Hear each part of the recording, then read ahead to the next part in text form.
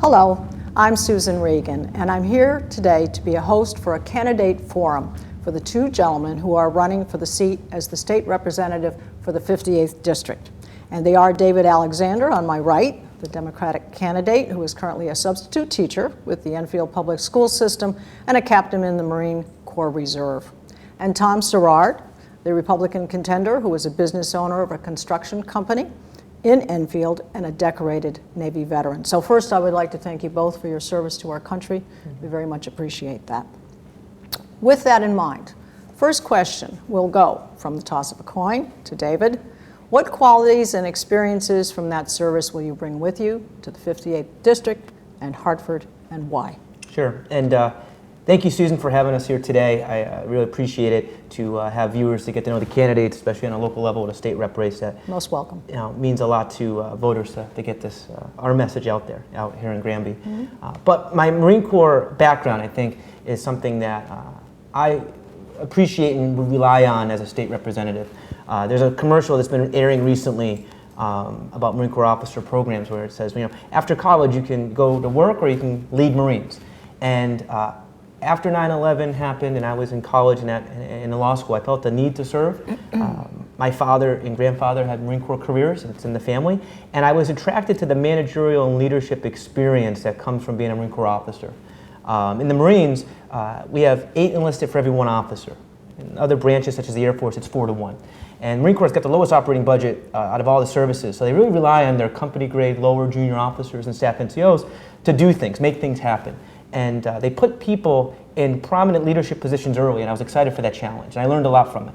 Whether I was out in Thailand doing accountability for a full bird colonel at 3 remote sites, tracking taskers in the most MOS diverse, that's an occupational diverse unit in the Marine Corps out in Okinawa, traveling through Asia, or at 1st Reconnaissance Battalion, where I helped manage a multi-million-dollar school pipeline.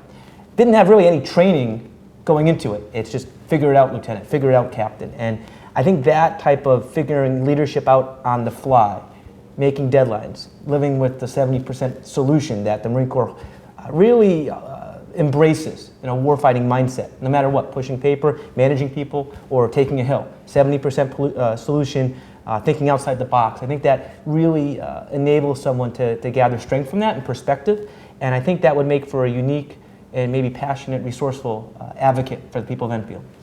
Thank you very much, David. Now, Tom, you also served the country in the Navy, so please tell us how you feel you would bring those qualities to the 58th District and Hartford, and why. Well, I served in the United States Navy for 8 years. I did 6 years aboard submarine, same submarine. I've had an opportunity, due to the decisions that I've made in my life, to experience a lot of different levels of life.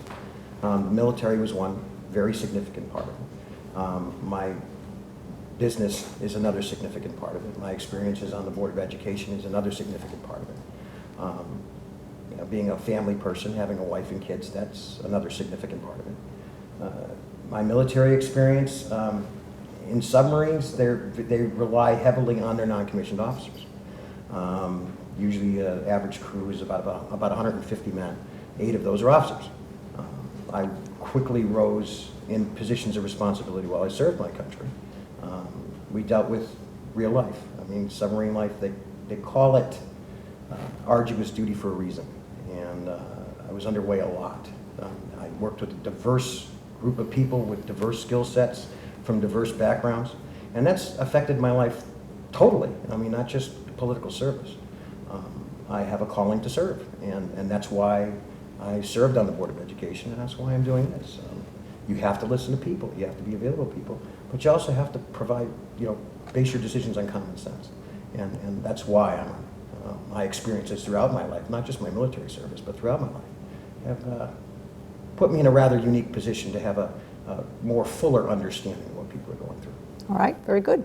Well, you get to go first on the second question. When it comes to the state's role regarding small business growth, and you have a small business, Connecticut's economy is in slow motion. It's doing better than some of the other New England states, according to the latest fall 2012 edition of Connecticut Economy.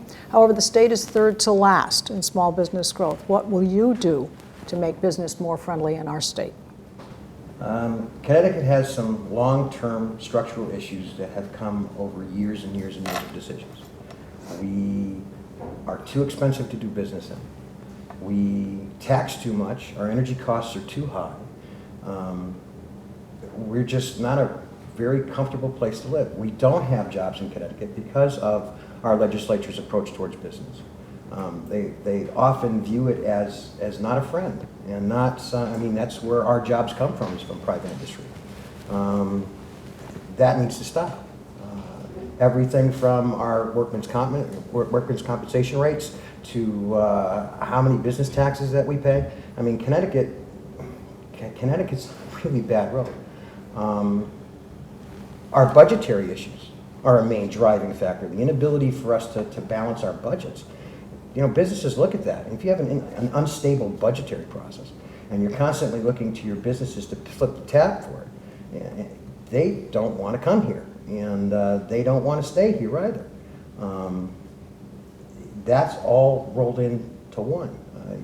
You first attack your budget, and the second, you have to make it business friendly.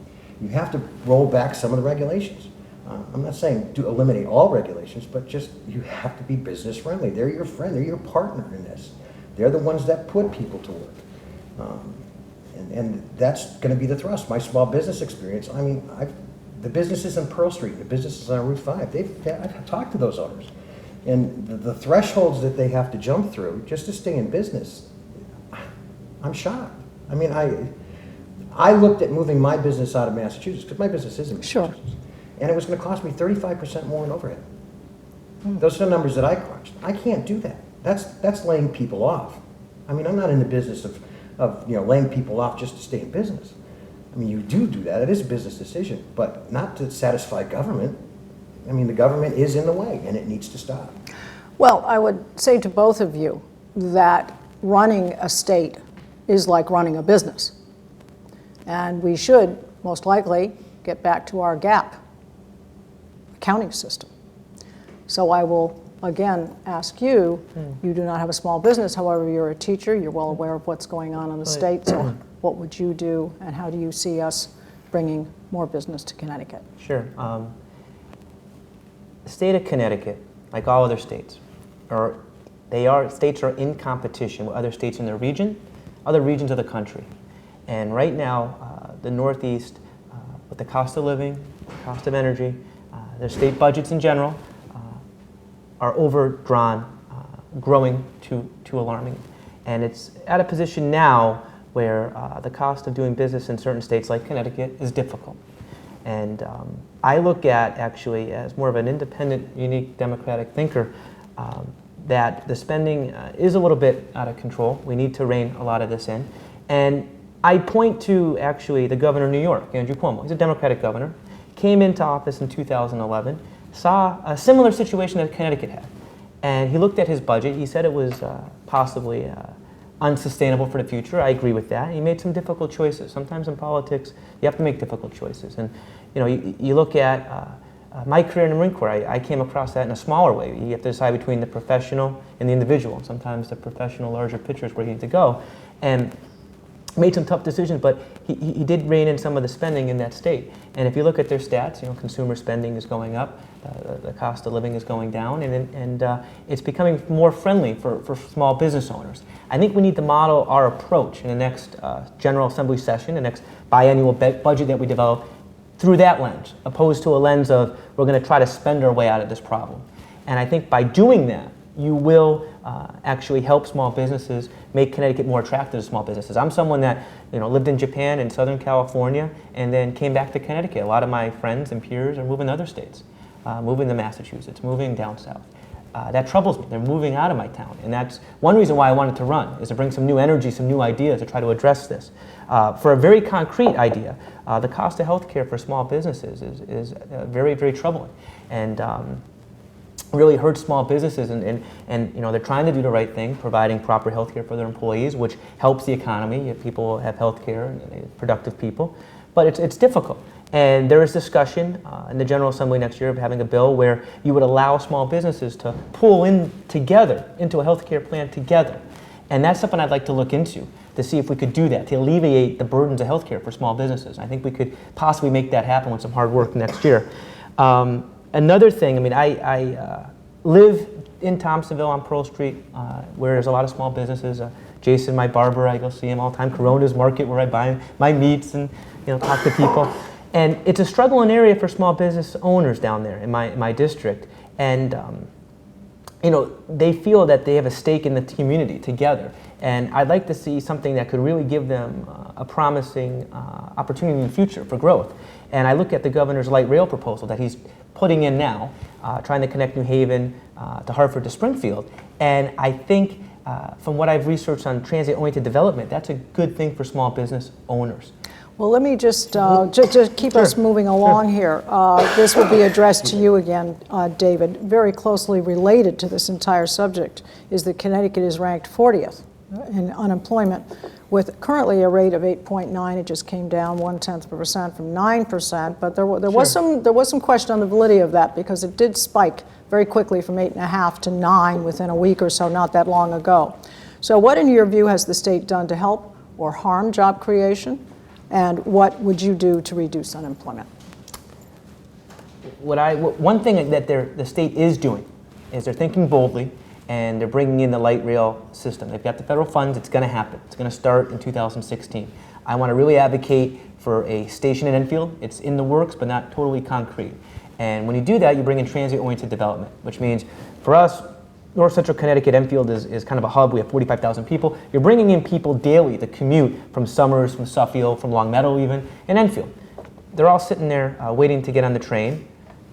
Small coffee shops, small businesses, small restaurants. When I was out in Southern California, the light rail system they have out there's a little enclave of small businesses in that area. When I was in Seattle in the Marine Corps, I saw the same thing on our light rail system. In Phoenix, when I went to watch UConn play in the Fiesta Bowl, I saw this light rail. I think it's a very positive idea that we need some new energy to advocate for a station in Enfield.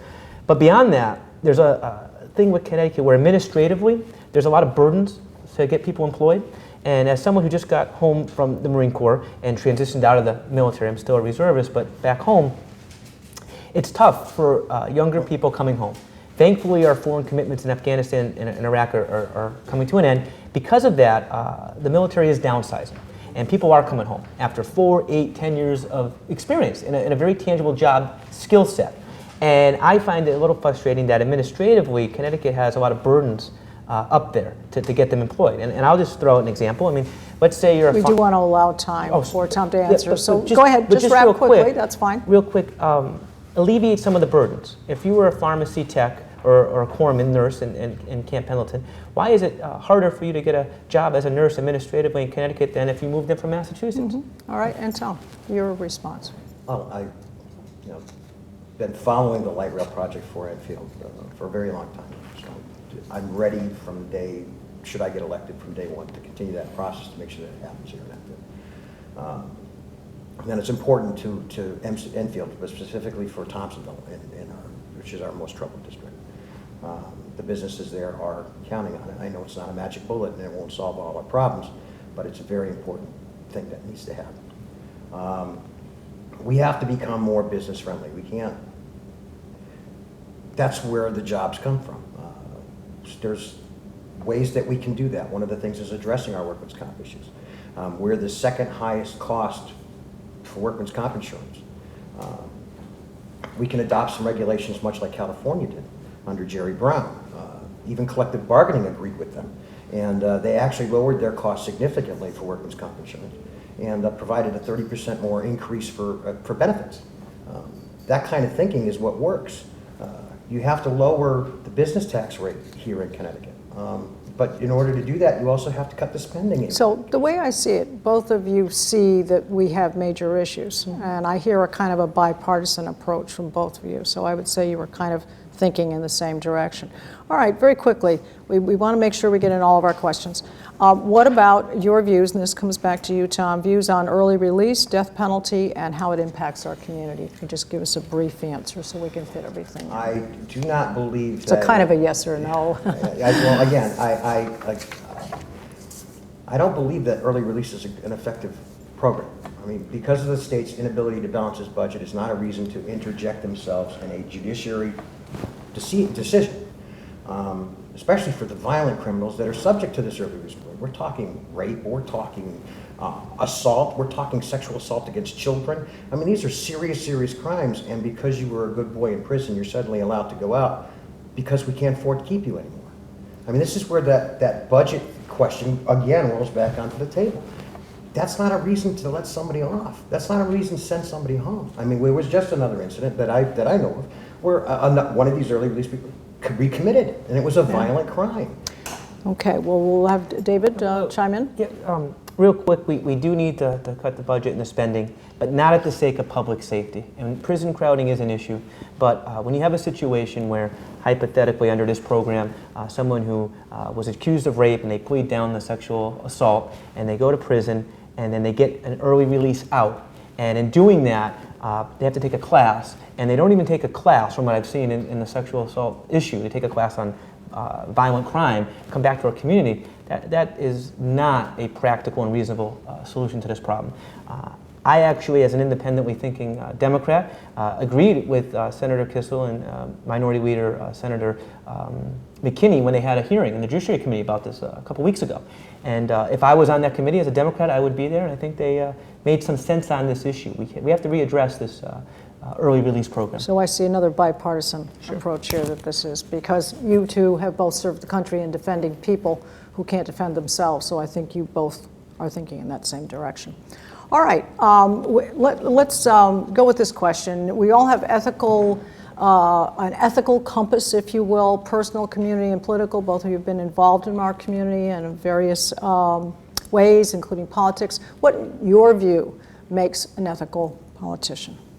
I think someone who knows where they came from and doesn't forget about that. And for me personally, you know, I'm an Enfield native, grew up all my life in Enfield. My great-grandfather was a first selectman. My grandfather was a police officer who started the Juvenile Review Board. My grandmother was assistant town clerk, and my mom works at the high school at Enfield High and also at a funeral home in town.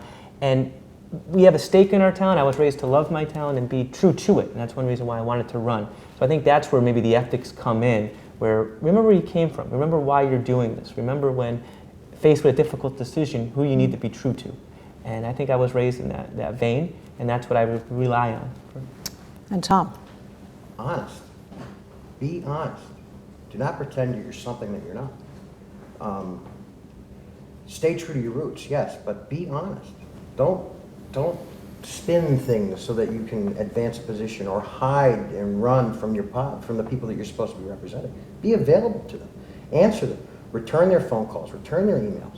That's part of being ethical. You can't be ethical if you're not first honest.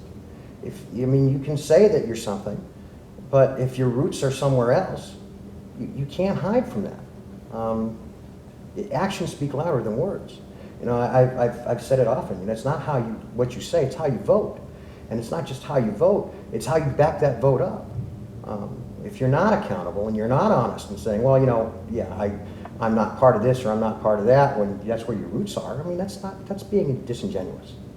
All right, well, I think we'll end on that note, but I would like to have you both give information with regard to your website. And Tom, your website is www.sirard,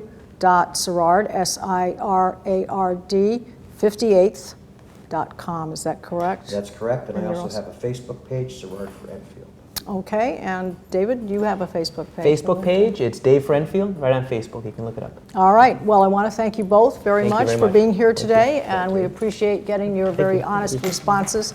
We do appreciate it. It's my pleasure to have been here today to host both of these gentlemen as they give their views and run their campaign for the 58th District.